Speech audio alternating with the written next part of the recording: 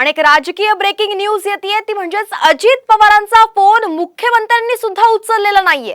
जिल्हा नियोजन समितीच्या बैठकीतून दादांनी मुख्यमंत्र्यांना फोन केला होता।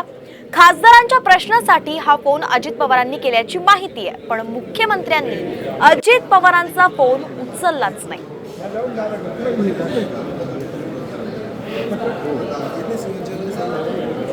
तर ही दृश्य आपण पाहतोय जिल्हा नियोजन समितीच्या बैठकीतली आहे।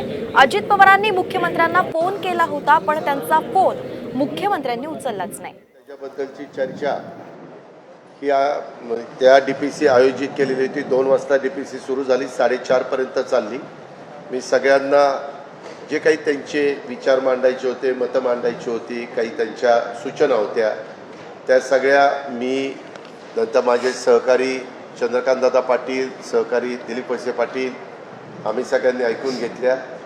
जवळपास सर्व खासदार आणि सर्व आमदार शहरातले, ग्रामीण भागातले, आपल्या पुणे जिल्ह्यातले हे उपस्थित त्या बाबतीमध्ये होते।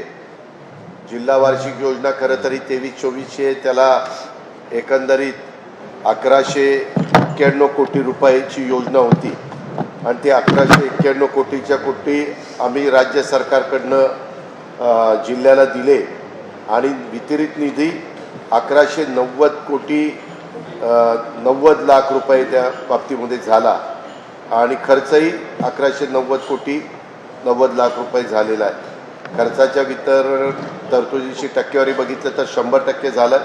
त्याच्यामध्ये